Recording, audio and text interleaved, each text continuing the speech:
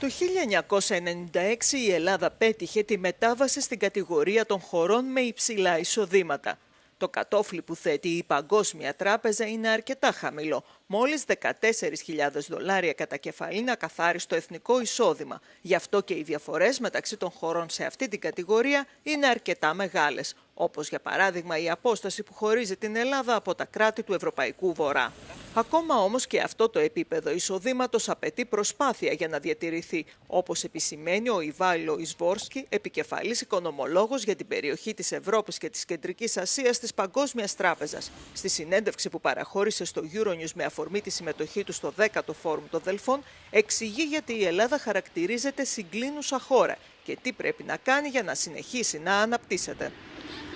Even though they're not above the threshold, they're a bit higher than that, they still have to work harder to get deeper into high income and raise the level of income per capita. It's very difficult to do that, but it's very easy to lose that status of a converger or a high income economy. So, what do they have to do? Well, all of these countries, and I think this is probably valid for Greece, they have to have a much more dynamic private sector economy. Private sector economy that relies more and more on innovation. Most of the middle-income countries don't rely on innovation. They rely on infusion of foreign capital, of foreign expertise, and then at some point, firms become, possible. It's possible for them to innovate, and so this is what these countries have to do. So, in many of the convergers, and I assume this is also valid for Greece, most of the foreign invested enterprises are simply production facilities of their foreign parents, right?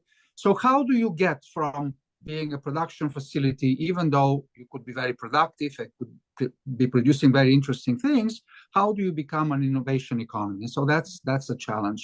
I was looking at research and development spending, R&D, in Greece, which is about 1.5%.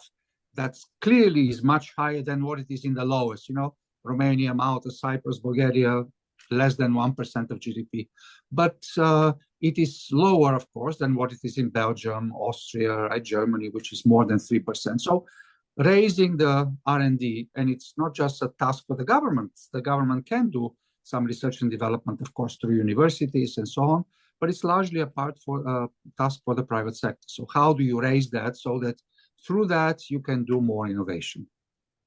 You mentioned before that there is always a risk of losing this converger status, and these times are particularly challenging for Europe and probably for the smaller economies like Greece. Do you think that this challenging environment might have an impact on these countries?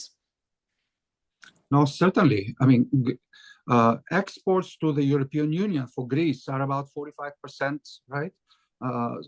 For many countries in Europe and Central Asia, they are even higher, but Greece clearly depends a lot on the European Union for its exports, for its investment, for its tourists. And so therefore, what happens in the broader European Union has a market impact on all of these converger countries, or on all of the middle-income countries in Europe.